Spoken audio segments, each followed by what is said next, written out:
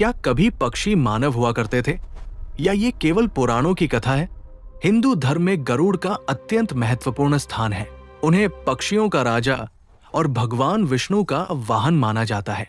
शास्त्रों के अनुसार गरुड़ कश्यप ऋषि और विनीता के पुत्र थे और विनीता दक्ष प्रजापति की कन्या थी।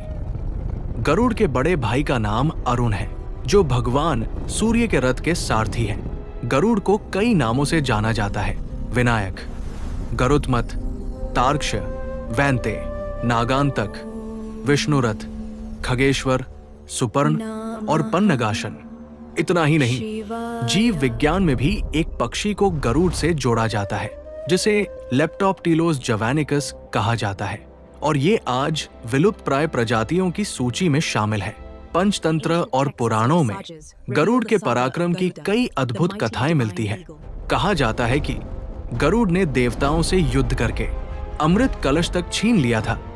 उन्होंने भगवान राम को नागपाश से मुक्त कराया, लेकिन एक समय ऐसा भी आया जब उन्हें अपनी शक्ति पर घमंड हो गया, और तब हनुमान जी ने उनका ये घमंड चूर चूर कर दिया। गरुड़ केवल हिंदू धर्म में ही नहीं, बल्कि बौद्ध धर्म में भी अत्यंत महत्वपूर्ण माने जाते हैं। बौद्ध ग्रंथों में उन्हें सुपर्ण कहा गया है, अर्थात अच्छे पंख वाला। जातक कथाओं में भी गरुड़ से जुड़ी कई कहानियां वर्णित है।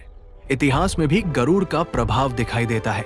गुप्त काल के शासकों का प्रतीक चिन्ह गरुड़ था, और कर्नाटक के होयसल शासकों का भी यही प्रतीक था। आज भी अमेरिका और इंडोनेशिया जैसे देशों के राष्ट्रीय प्रतीक में गरुड़ का रूप दिखाई देता है। अब एक रहस्यमयी घटना सुनिए।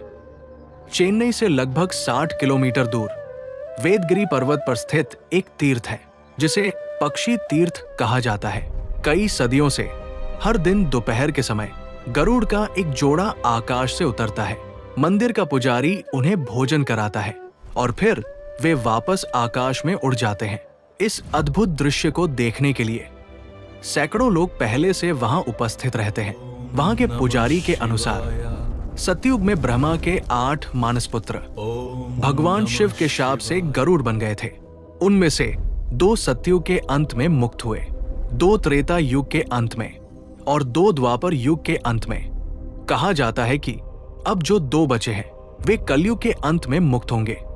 लेकिन सवाल आज भी वही है, क्या गरुड़ वास्तव में अस्तित्व में थे या ये केवल हमारी आस्था और परंपरा का प्रतीक है?